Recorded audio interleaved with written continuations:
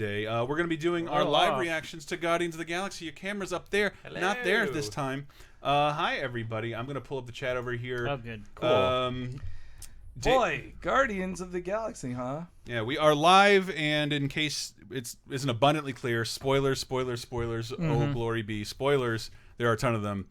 There's actually a ton of stuff to spoil where I wouldn't have said that for the first Quite a lot, yeah. And so, I mean, if it's hard to spoil Civil War of just like nobody dies. Yeah. Like that's. I will say, just a slight humble brag. This is the first time we've done a live reactions, not immediately after seeing the film. I know we got. I've forgotten everything. But we went Baby Groot dies. I drank too much. Again, thanks to Marvel Games for inviting us to a screening a few weeks ago, and you know, I hung around at the bar, and then it was like, oh my, I gotta wake up and remember Guardians. It was the first screening where there were the first screening I've been to where there were two large men waiting for me to take out my phone so they could attack me at any moment. Actual security. And I felt an impulse like I want to do it. I want to take out my phone. Should have done it, Bobby. But I think pretty sure we all love the film. Yeah. Definitely, first and foremost. yes. I liked it a lot, and I normally don't see these movies. Connor Wade, hello. Like, what was the last Marvel movie you saw, Bob? Guardians of the Galaxy 1. Are you serious? You've avoided everything and that's ever the since? only Marvel movie I've seen. How did that one break through? Because you guys asked me, and I was like, I want to be cool. I like It's movies nervous. too. Yeah, all right, here we go. We're load up the chat, people. Hang on here, trying to get everything straightened You've been out. talking to us, sorry. Yes, and you will be in an upcoming episode of Laser Time. What up, Shut Your Pickles and Connor Wade? Thank you for joining us. Hopefully our internet is balancing out. Oh, look, a Tailspin video no one wants to watch. It's right I there wanna watch it. under the You comments. did so much good work. Oh boy, I got to stop yelling at people about that. But the fact that more of you wanted to watch a 2-hour stream of 2 Austin Powers games and a fucking months in the making Darkwing Duck documentary. Fucking, it makes me hate everything. Those Austin Powers games are an unknown quantity. Yeah. No one has played them. It only took weeks for the developers to make those games. Yeah. I couldn't believe I watched that Austin Powers one. That one was like it was a parody of Windows. What the fuck was that? PDAs, personal. Yeah, I mean, I assistants. would see these games working at GameStop and not even want to know what was in them. But then 15 years later, here I am saying, okay, what's up with you? Welcome to my evil lair. And yeah, Bob and I are here from our work shut down early today for Cinco de Mayo. So Cinco de Mayo. So we drank a couple free drinks. And we're like, well, sounds like the day's over. Bye. It's a rare on-camera appearance by me. Yeah, it is. Who everyone thinks is much larger and uglier. Yes, it sucks. Bob is a handsome fella, and that's why we hate him. But Guardians of the Galaxy, I don't know where to start with this. Just is because this the official start of the section it is. I now? want to give people time to back out, but once again, spoilers. Yes. And we vaguely try to keep the heavy spoilers towards a couple minutes in, Yeah. but I swear there are things to ruin in this movie that I don't want to ruin for anybody. Well, so. I want to get out of the way that I had some serious reservations about this movie because it was all set around Baby Groot. He was the marketing campaign, and I felt like this is just a minion. This is just a dancing the DreamWorks character of a perfectly fine and pleasant thing. And I will say he was mostly inoffensive, But outside of the opening credits, which filled me with dread. That They filled me opening- with We dread. came with it, ELO, baby. In that opening, when he was dancing, I was nudging Bob. I was like, this is what you thought would be. But I did like, it's more about how Baby Groot interacts with the members of the Guardians. Because if it was just him on his own adventures, then I'd be worried. But it was like, oh, Gamora really likes him. And it harkens back to, like, is it the 2008 reboot of Guardians where, like, Groot is a little, he's not a baby, he's a splinter in a pot. So in the comic, That's how he starts. Annihilation. Oh, it starts after Conquest. Annihilation. Well, so in Annihilation Conquest, the sequel to Annihilation, it's when the Guardians that we know are brought together, and in that, Groot dies at the end, similar to how he did in the first movie. So it's like hyper canonical, actually, like authentic to the Yeah. comics. And it was a cool thing to see a change around of Rocket had been standing on Groot's shoulders, but now it was Groot standing on Rocket's shoulders. I was honestly surprised, and this makes me think they might do a Baby Groot spinoff. Is that the spoilers? The end credits, one of 6 post-credit sequences is Teen Groot or whatever. I thought that was amazing. That it's like, wow, you're already getting rid of the whole Baby Groot thing? Exactly. Like, it served its purpose once. Let's let it go. I prefer surly Teen Groot. I want to see that. So character accurate play to my out. upbringing. I've never felt so much. But I just I am interested in long distance. But also, very interested. Drax is the the indestructible heavy. Like Groot is even more indestructible and even heavier. So I think I don't know, just to like make the Guardians feel a little more vulnerable. Yeah, change the dynamic. Yeah, I mean that's what they did for the comic. I think. And I did like his interplay, as Dave said. His interplay with the other characters was good because it was good to have a sort of dumb character. Yeah. They have to try to explain things to, and it never pays off until it does. Yeah. I did appreciate that. I think in the comics, though, it is a big difference that I heard from people that in the comics, when Groot dies and is reborn, he is treated as the same Groot. He is not a baby that has to be taught things. And actually, they in comments, they were clear of like, no, Groot died at the end of Guardians 1. Baby Groot is a new person with none of those memories, which is why they're raising him like a child. He isn't the Groot they knew. It's just a new Groot. It only broke it for a second because I kind of thought that too. But like, why do you need him then?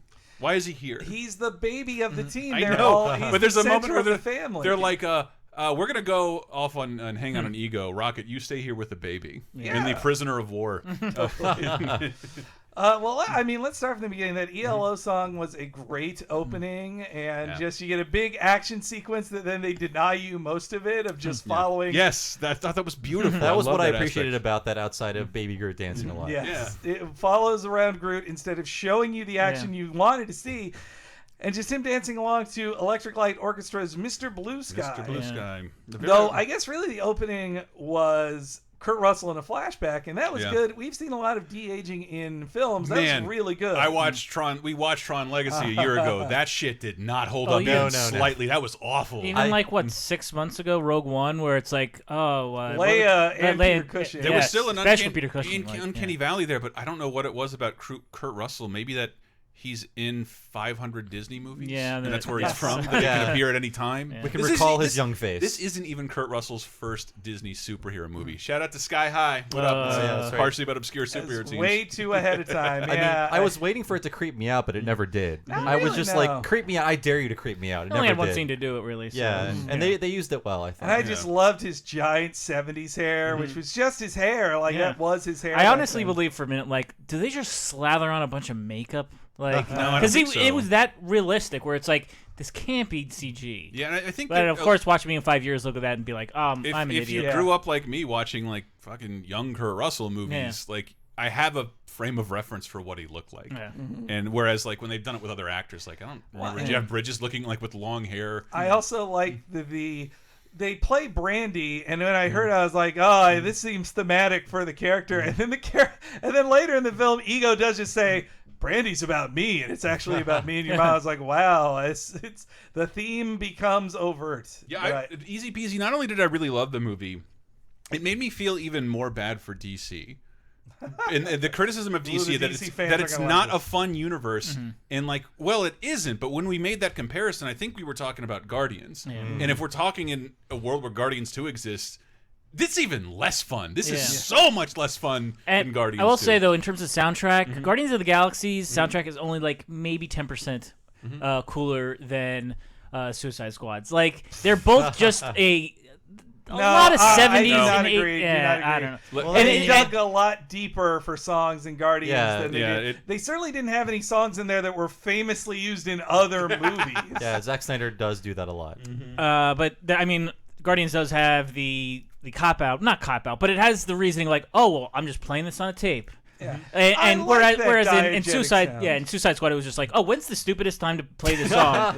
What's the most cliche? What's the song I can search for in my fucking playlist that describes the exact same thing that's said in the script? We're walking along. Like, God, that movie is so dumb. Or like, ooh, the bad guy showed up. Sympathy for the devil. Nobody's thought of using that song before. It's so on the fucking nose. It's ridiculous. And this I like because it's all flavored the same way. It's all I love that about it. I didn't appreciate it as much in the first movie, but this movie I felt like the cuts were deeper. They were, I mean, they were still huge songs, but less overplayed. Yeah, and including some of my literally all-time favorite songs. Connor Wade points out a part where I just like immediately turned to Hank to see his reaction.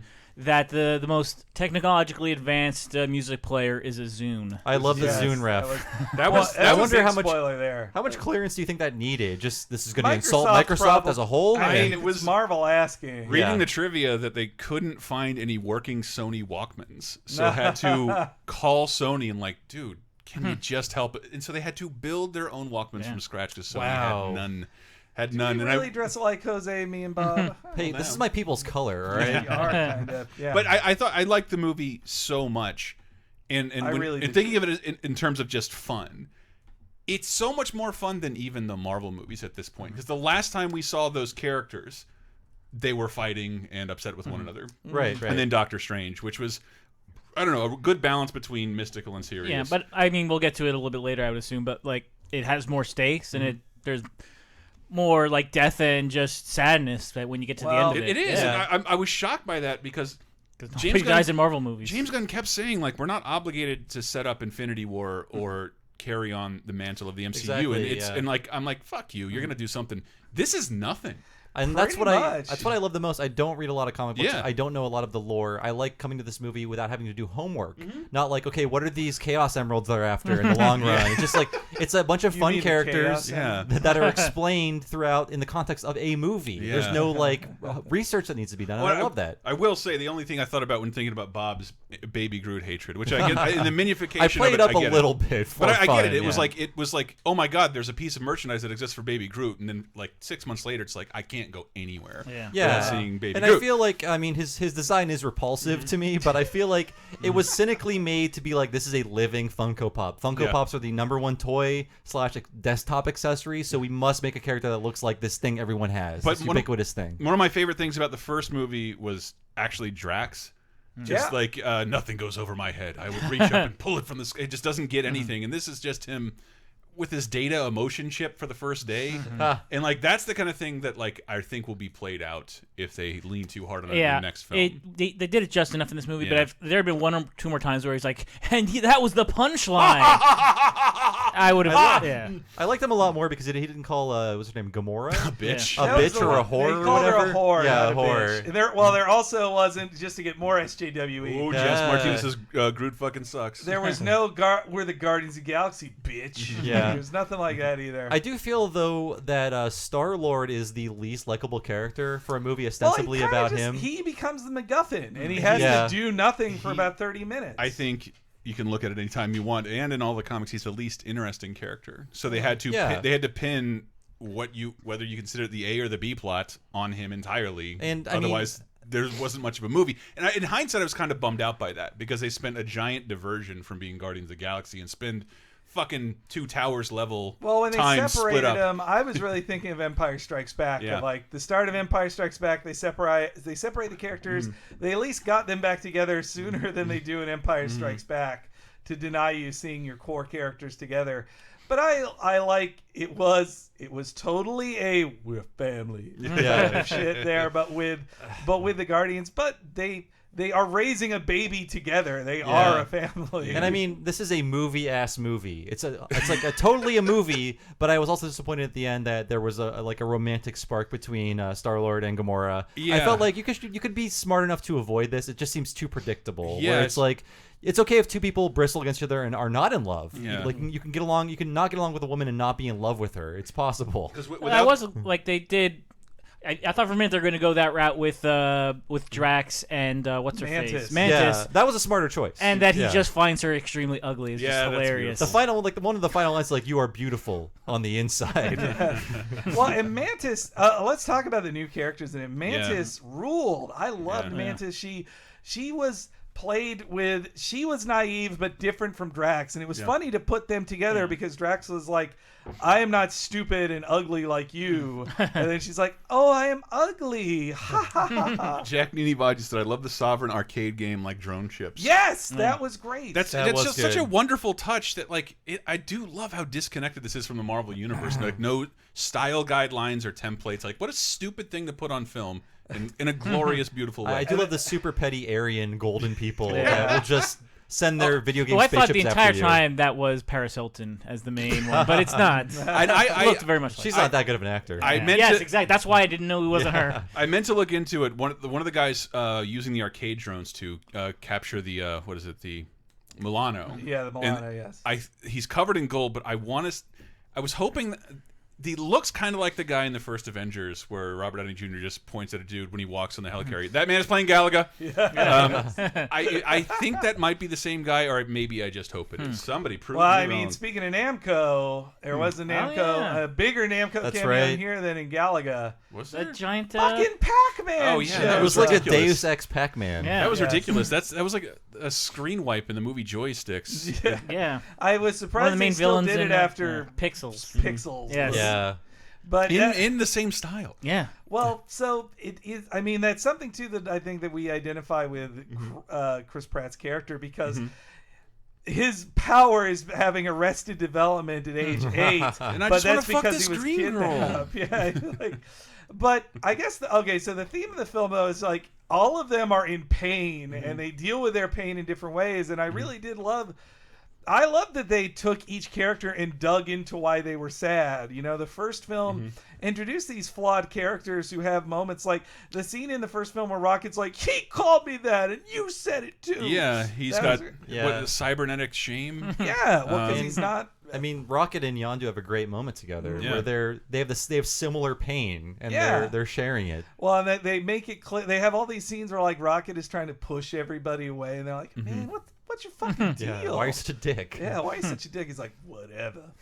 And Bradley Cooper does an amazing job as Rocket too. I forget it's him every single time. He's the star of 30 bad rom-coms, so I assume he is talentless. I thought you can only legally star in something if Jennifer Lawrence was in it. I haven't seen him in anything but that. I know they're the only people who can stand Paul Thomas Anderson. No, the other guy. Russell. David O. Russell. Yeah, David O. Russell. But yeah, and then. You know, Gamora even gets kind of. At first, I didn't like that she was just in the role of like, you guys, shut up, do it. Like, we gotta do something. She was a very Marge-like character. I think she would have been more like that had they not made the choice to bring Nebula into the fold, which they've literally spoiled on the posters. Yes, and I didn't think that was. I just thought that was pretty bold, like to bring back such an awful, mean character. It wasn't and that make her seem so likable or hurt fun and at broken. all. Yeah, like, she wasn't any of those but things. Is she an original member of Guardians? No. Well, the original Guardians are who's in this movie as the Ravagers. In case you didn't know, the Ravagers who had thrown Yondu out and were just like, we don't deal in kids, man. But that was a terrible Sly impression. Don't do that. The Ravagers, they're all the original Guardians. Yeah. When you see, at first it was just Stallone as Starhawk, except without his headdress. But then when you see Ving Rhames, when you see, the actress from Super Cop. Ving Rhames is in there for like 4 seconds. Yeah, but what the fuck? And Miley Cyrus as the cyborg head, and those were the original Guardians of the Galaxy, along with Yondu in the first comic. And what the fuck was up with that, though? 1990. Marvel makes it a point for either our pleasure or their stockholders to trot out a public meeting on what movies they're bringing out, and that teaser seemed to imply like, we want these people here in our universe. Well, what I love about that is that they've rebranded the Guardians of the Galaxy to be a more the Guardians we know are not the original Guardians if you're reading comics in 1990. Yondu was the only one they had in it, and so it feels like a stealth pilot by James Gunn of like, no, I can make the shitty 90s ones work. I can't think of movie stars. I can't think of it as any other thing than that's Guardians Agents of S.H.I.E.L.D. Oh wow, Michelle Yeoh. That's right. Yeah, and I like that. I didn't have to know that what it was referencing. Yeah. I just accepted it within the fiction of the thing that was presented to me, and I was like, this is enjoyable. So, and then Henry told me after, I was like, okay, cool. Yeah. I don't feel like I missed anything. It all works in that way, and there's only like 3 moments in there, I'd say, that if you're a Marvel dork, you appreciate more than somebody else, and I went crazy for those. If we wanted to just like, okay. First off, when they reveal Adam Warlock is in that thing, I was like, oh yeah, everybody has gold skin. They're Adam Warlock's people. They did it again, because like I remember, was it Thor? Like they constantly are saying S.H.I.E.L.D. in front of you the entire time. I mean, that's the first Iron Man. The first Iron Man. They don't shorten it, and like they've been saying it in front of us the entire time. We never picked up on it.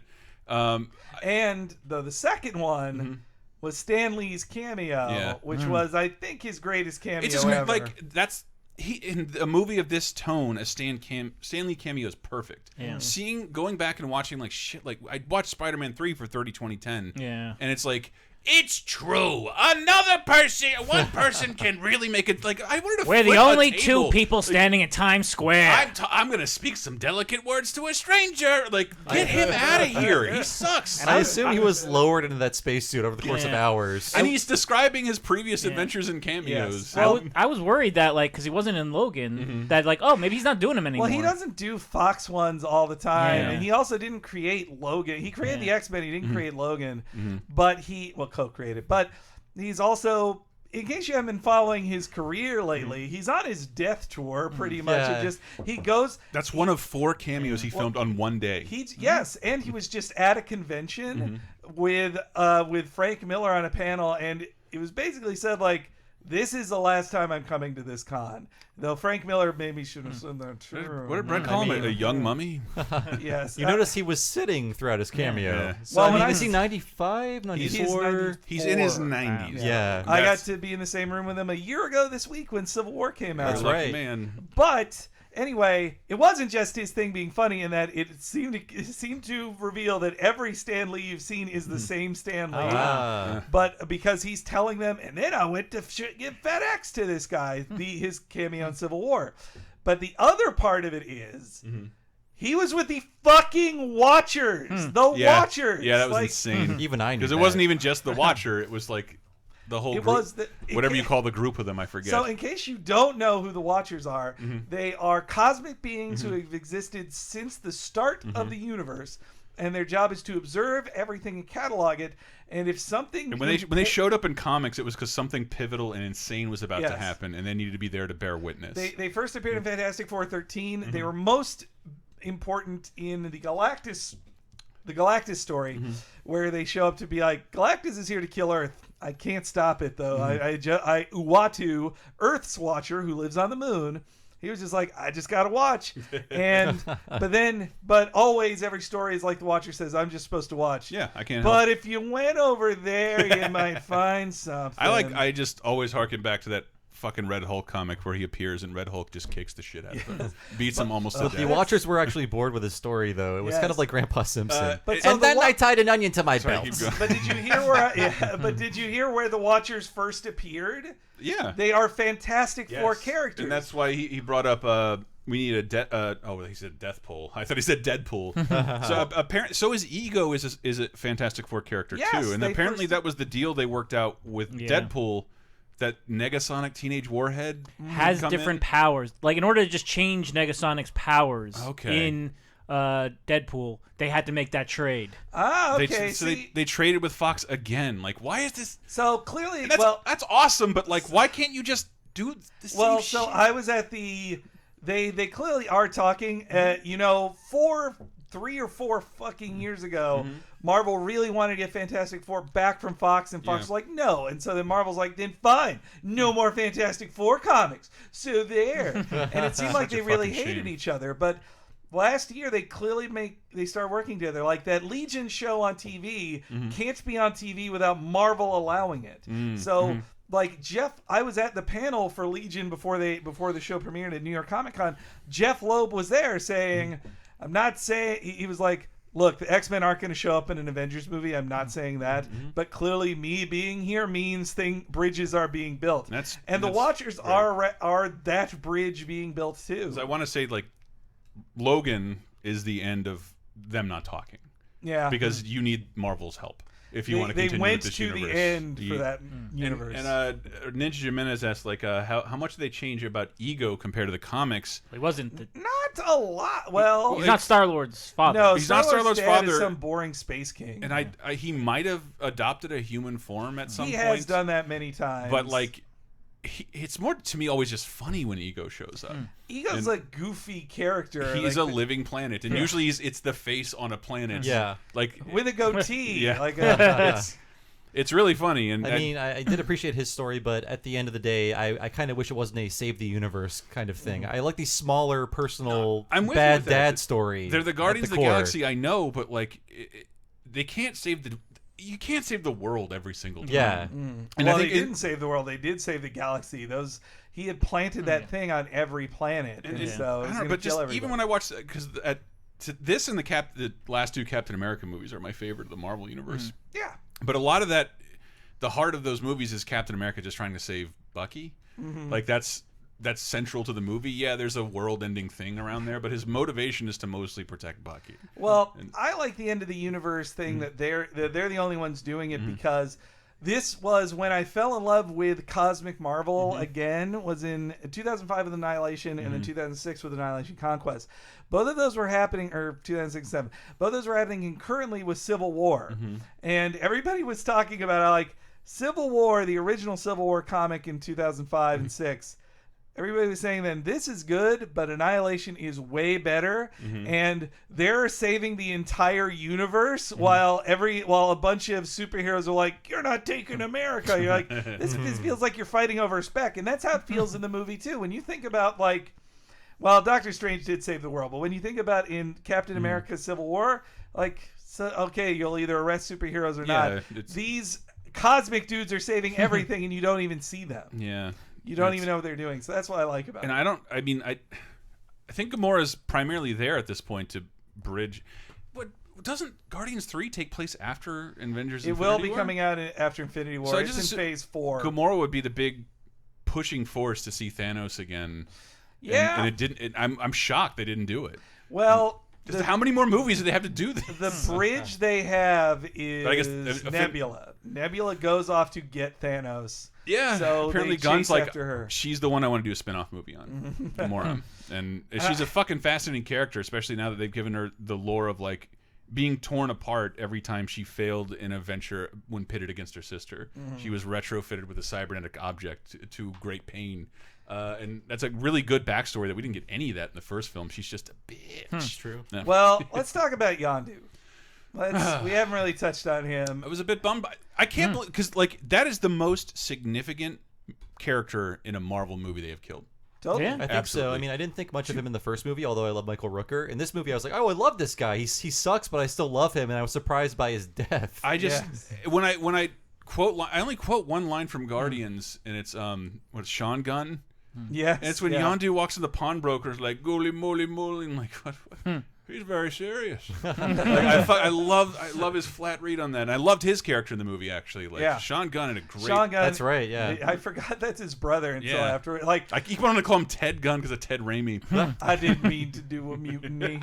I didn't mean to do a mutiny. Had me like, again. This is the first Marvel movie I've seen an advanced screening of in a theater of only game people. Yeah. And I kind of wish we didn't, because everybody's too cool to react. Yeah. And like he said, I didn't mean to do a mutiny. I lost. It was so funny. Yes. Only person in the theater laughing. Like, I chuckled politely. But yeah, Michael Rooker. I have to work with these people afterwards. Yondu is the star of that movie. He has the most complete arc. When he was just like, he was just kind of a dick in the first movie. Like, well, boy, I'm gonna have to steal that from you. I couldn't believe how many of those loose threads they wrapped up from the first film. Like, how did he end up with Yondu? Why did Yondu do what he did? And like, and also I knew a twist was coming, but I didn't know, like, oh, is his father?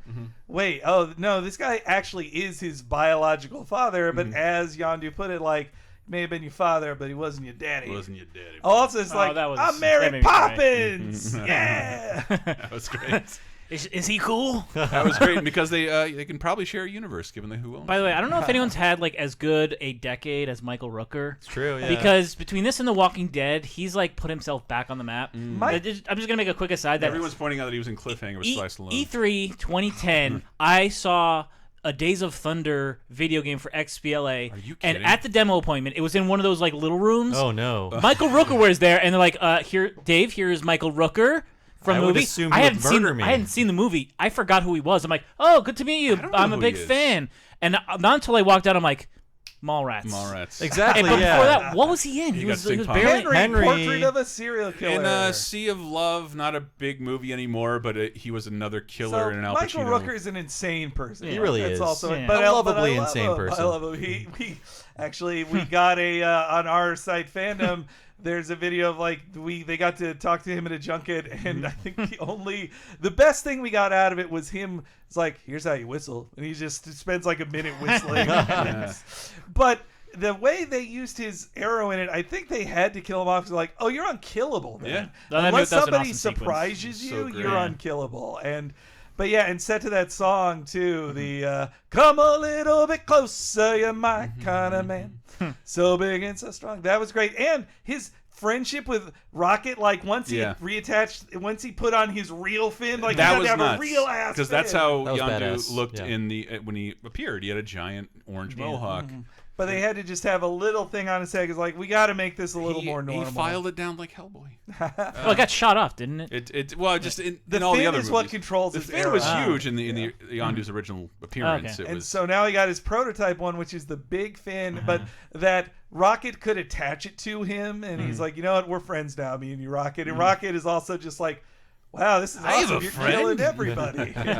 You're killing everybody. Yeah, actually a pretty huge body count, and not unlike, but they're all as Schwarzenegger would say, they're all bad people. Well, not unlike video games and cartoons, they're all aliens. Yeah. So Steve Agee died, didn't he? So the bad Ravagers killed all the good Ravagers. Then he had to kill all the bad Ravagers. So it was just him and Sean Gunn left.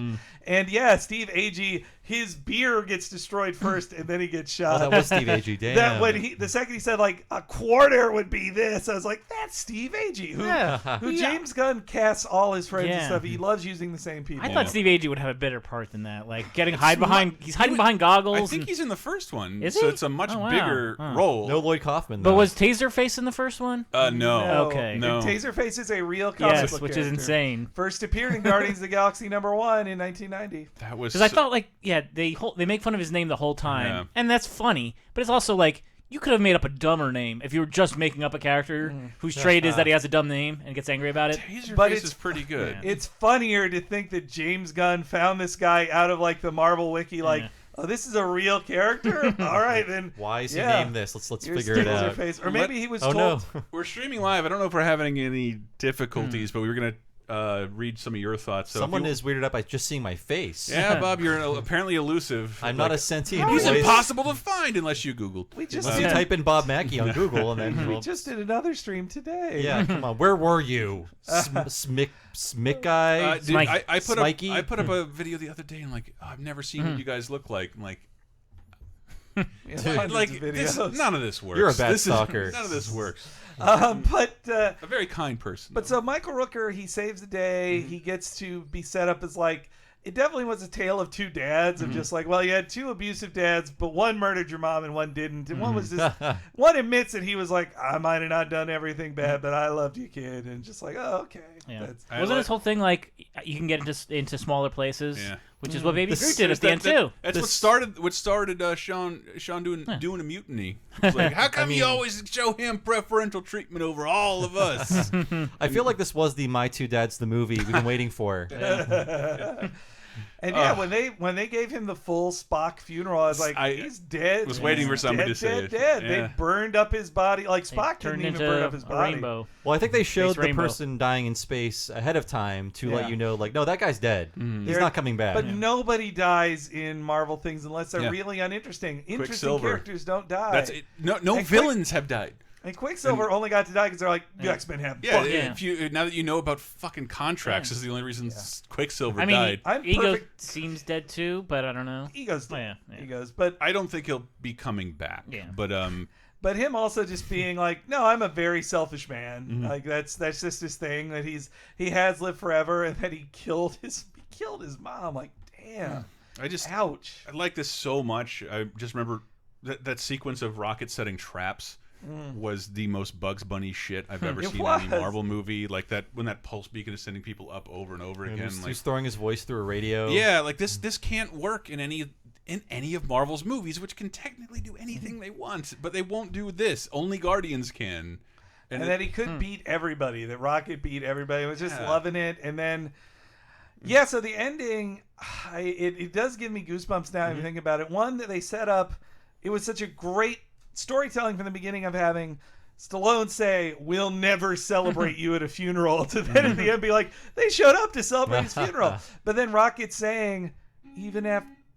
But Dave, whatever. But Rocket saying, even how bad he's been, even how mean he was, they all went back for him. Even when he stole those batteries, he shouldn't have. And it was just like super touching. You get the end to Rocket's story too. Yeah. And on top of that, you get to hear that amazing Cat Stevens song, Father and Son, which is so like touching. I appreciated the straight up anime fight he had with Ego at the end. Yes, just like I could see that in any anime, just like a blasted hellscape where they're fighting each other, just throwing each other into rocks and things like that. Well, their punches, it was just to buy time because they were both godly powered. There's like, well, you're not hurting each other. Well, let's close this down because the stream's not working. But I'm glad that ending also kind of got rid of Star-Lord's immortality, which was like worrying. Like, is that going to be a thing in these movies now? That there's literally one guy in the Marvel universe who's a hero who can't never die? Yeah, I agree. Yeah. Well, let's just close this down. See if we can salvage it. I might have fucked something up real bad. But let's see what we can do. Thanks for joining us, everybody. Sorry it didn't work out a little.